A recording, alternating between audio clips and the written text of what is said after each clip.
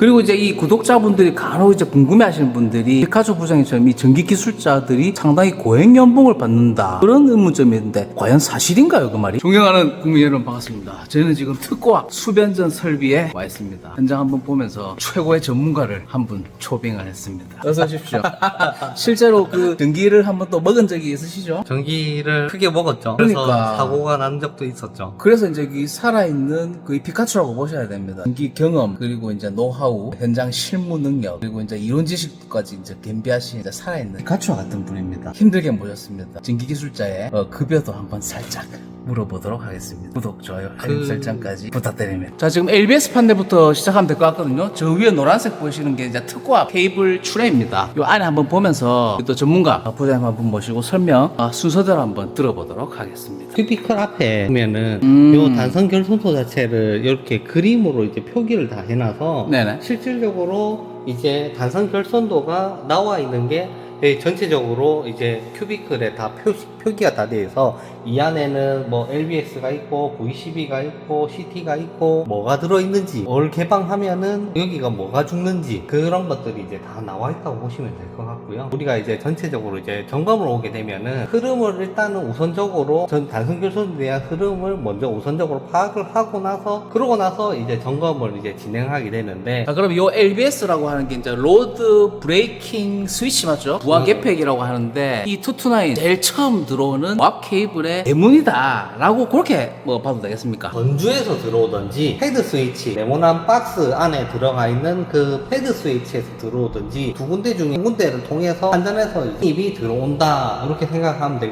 것 같고 이제 LBS 전단까지가 한전에서 들어온 라인이라고 보면 될 것 같고 그 이후로 이제 LBS를 거치면서 수용가에 맞는 고압 설비들 그 다음에 저압 설비들이 설치가 되어 있다라고 보시면 될 것 같아요. 이 안쪽에서 우리가 좀 봐야 될 부분이 뭐 특별하게 있나요? 이 안쪽에서 이제 일단적으로 흐름적으로 이제 보려고 하면은 저 제일 앞쪽에 보이는 여기 이제 케이블 헤드가 있잖아요. 네네. 이 케이블 헤드부터 이제 한전에서 인입이 되었다고 보시면 될 것 같고 이 라인을 통해서 스바를 통해서 지금 이렇게 들어오고 있거든요. 네. 이런 식으로 들어와 가지고 요거 자체가 이제 LBS여서 개방을 해서 이제 정전을 하게 되면은 마지막으로 개방을 할 때 마지막에 개방을 시켜준다 라고 보시면 될 것 같아요. 지금 이제 칼날이 보이는데 칼날의 이제 관절 부분이 2차 측으로 봐야 되고 칼날에 관절이 없는 부분이 2차 측으로 봐야 되죠. 여기가 지금 이제 볼트너트로 이제 쪼아져 있는 부분 여기가 이제 1차 측이고 네네. 칼날 자체가 이게 개방이 되게 되면은 칼날이 이제 쏙 빠져버려요. 네네. 칼날 자체가 동시에 개방이 되고 투입이 돼서 이 칼날이 정상적으로 들어갔는지 혹시나 이게 약간이라도 빠지지 않았는지 네네. 이런 것들을 이제 체크를 하게 되는데 열화상으로 봐도 이게 혹시나 제대로 안 들어가 있으면은 열화가 발생이 되기 때문에 열화상으로 이제 체크를 해봐야 되고 육안으로도 확인이 가능하다라고 보시면 될 것 같고 LA가 이제 설치가 되어 있어서 네. 이상전압이 내습했을 때 그렇죠. 속류 방전한다 이제 낙뢰라든지 이상 단락 전류 같은 큰 전류가 발생이 되면은 여기를 통해서 접지로 간다라고 보시면 될 것 같아요. 라이트닝 어레스트, 라이트닝을 구속한다 그렇게 또 해석을 할 수가 있겠네요. LA를 거치고 나서 V12가 있어서 네. 이 V12 같은 경우에는 MOF 보호를 하기 위한 V12 보통은 이제 서퓨즈가 이제 보통 보호를 하기 위한 서퓨즈가 이제 보통 설치가 되어 있는데 많은 수용가 같은 경우에는 V12를 설치를 하기도 하더라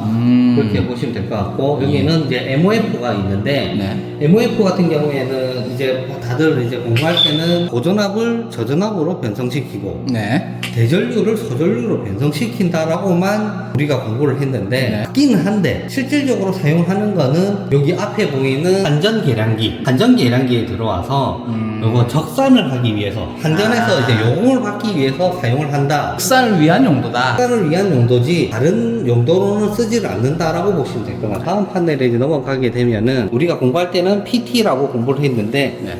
요즘에는 VT라고 해서 VT라고 하는 게 올바른 표현이라고 보시면 될 것 같아요. 육안으로 확인이 가능하실지는 모르겠는데 되어 있는 이게 SA인데 네. SA가 설치가 되어 있다. 그러면 몰드 변압기가 설치가 되어 있다고 라고 보시면 될 것 같아요. 몰드 변압기와 SA가 한 세트다. 한 세트다. 네. 이제 유입 변압기에는 V12 같은 경우에는 개방이랑 투입을 하게 되면은 개폐 서지가 발생이 되는데 개폐 서지로 인해서 변압기에 데미지를 주게 되어 있는데 유입 변압기에는 큰 영향을 주진 않는데 몰드 변압기 같은 경우에는 요 이제 개폐 서지가 발생이 되면서 효율이라든지 아니면 이제 수명을 단축시키는 문제가 발생이 되기 때문에 네. SA를 설치를 함으로 해서 발생되는 개폐 서지를 접지를 통해서 정류를 시켜준다라고 보시면 될 것 같아요. 아주 중요한 기능을 하고 있는 그런 부품이 되겠네요. 이쪽에 보시면 여기 지금 이제 VT가 설치가 되어 있는데 네. 요 VT 같은 경우에는 고전압을 저전압으로 요거는 변성을 시킨다라고만 알고 있고 네. 실질적으로 사용이 되는 거는 고전압을 저전압으로 변성을 해서 여기에 지금 나와 있는 전압이라든지 전력, 우요전력, 그다음에 역률, 전력량, 그럼 여기 안에 또 내장이 되어 있는 UVR이나 뭐 네. OVR 등등을 소스를 주는 거죠. 22,900에서 190, 네. 13,200에서 110으로 변성을 했을 때 세팅된 값에 의해서 계정기가 동작이 되도록 80% 이하로 동작을 하도록 되어 있다. UVR이 88V 이하가 되면은 얘가 동작을 하더라. 보호 계정기의 동작을 위한 데이터를 수집하기 위한 그런 장치다. 예를 들어서 뭐 오버 볼테이지가 뜬다, 아니면 언더 볼테이지가 뜬다, 뭐 로우 뭐 커런트가 뜬다, 뭐 그런 것들의 기준치에 미달되거나 기준치에 오버가 되면 뭐 브레이크가 작동한다든지 그러면 이제 V12가 트립이 된다. 정전이 된다라고 봐야 되겠네요. 정전이 돼 있다. 그렇죠. 전기는 모르면 만지면 안 된다. 맞습니다. 모르면 절대로 만지면 안 된다. 맞습니다. 그러다가 사고가 발생이 되거나 그렇죠. 정전이 될 우려가 있기 때문에 예. 자, 여기서 중요한 거는 이런 설정값을 이제 함부로 설정하게 되면 V12가 함부로 확 떨어져서 정전이 발생할 수 있기 때문에 전문가한테 연락을 하셔야 된다. 한성전기 소방 쪽으로 연락 주시면 감사하겠습니다.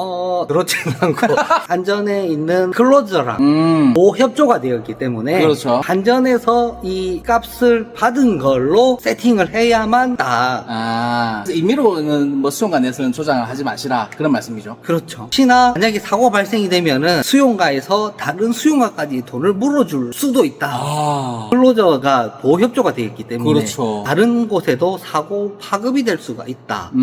그렇게 보시면 될 것 같아요. V12 2차 측에서 나와서 변압기로 넘어가도록 되어 있어서 변압기를 보호하기 위한 허퓨저 설치가 되어 있고 네. 이게 1차 측이고 델타 결선이 되어 있는 거 보니까 1차 측이다. 요 뒤쪽에 있는 여기 편조선이 있는 요쪽이 2차 측 Y결선. Y결선이고 이제 저압반이다. 네. 중성선이 나오게 되니까, 그죠? 용접지도 이제 설치가 되어 있는 걸 봐서는 여기가 N 중성선이고 그래서 3상 4선식이 만들어지면서 2차 측에서 380V가 만들어진다. 막 그렇게 보면 되겠네요. 변압기 온도는 지금 보니까 한 48도 정도가 가르치고 있네요. 이 정도면은 양호하다. 양호한 편인가요? 정말 양호하다. 몇 도까지가 정상 범위라고 보면 되겠습니까? 정상 범위는 실질적으로 YA, EBF 뭐 어쩌고저쩌고 나와 네. 있는 것들이 있는데 90도, 105도 이런 것들이 있는데 그렇죠. 보통 이제 변압기 같은 경우에는 B종 아니면 F종을 주로 쓰고 있어서 네. 130도 아니면 155도인데 그건 최대에 대한 온도고 최대 온도고 실질적으로 철심의 온도를 나타내고 있다. 예. 그러면 이제 이 수용가 같은 경우는 뭐 40도에서 50도 사이면은 아주 뭐 양호한 수준이다. 양호한 편이다. 각각의 뭐 문제점을 이제 확인을 하는 거는 발열. 발열을 보려면 이제 열화상으로 확인을 하고 그렇죠. 발청은 소리. 소리. 소리가 문제가 있는지 없는지 정전을 안 하고서는 육안으로밖에 확인이 안 되기 때문에 그렇죠. 하나가 됐다던가 아니면 선이 뭐 빠지려고 한다던가 네네. 고압이기 때문에 함부로 들어갈 수가 없어서 그렇죠. 정전을 하지 않고서는 초음파 음향 카메라, 열화상 이런 것들로 확인이 가능하다라고 보시면 될 것 같고 좀 더 정밀하게 보고 싶다 그러면 정전을 통해서 절연도 측정을 해보고 전공사에서 나와서 하이포트를 걸잖아요. 절연 내력 측정도 해볼 수가 있고 아, 근데 실질적으로 이 변압기가 이제 살아있는 활성 상태이기 때문에 점검하는 데는 실질적으로 한계성은 조금 있다. 막 그렇게 보여지네요. 저 파넬로 넘어오게 되면 ACB가 설치가 되어 있다. 여기가 이제 변압기 3상 4선식의 초입 단계다. 그렇게 봐도 되겠네요. 맞습니다. 굳이 ACB를 쓸 필요가 없어서 ACB가 설치가 안 되어 있는 곳도 있고 MCCB를 설치를 해도 되고 수용가에 따라서 그럼 여기서부터는 이제 380V가 흐른다. 뭐, 그렇게 봐야 되네요. 이 수용가 같은 경우는 380인데 네. 공장에는 440V를 쓰는 곳도 있고 로우를 쓴다든지 뭐 그런 곳은 뭐 440V를 쓰고 기기가 뭐 220V만 필요를 한다. 220 변압기를 쓰는 것도 있더라. 그렇죠. 정형적인 380에 220V 삼성 4선식. 그러니까 지금 여러분들이 보시는 건 아주 전형적인 보아 판넬의 아주 스탠다드 형태를 좀 보고 계신다. 이렇게 생각하셔도 무난하겠다. 그런 말씀드리겠습니다. 사실 이런 부분은 우리가 책에서만 공부를 하지 실제로 이렇게 볼 수 있는 기회가 거의 없습니다. 그죠? 그렇죠. 그리고 이제 이 구독자분들이 간혹 이제 궁금해하시는 분들이 피카소 부장님처럼 이 전기 기술자들이 상당히 고액 연봉을 받는다. 그런 의문점이 있는데 과연 사실인가요, 그 말이? 여러분 이거 다 거짓말인 걸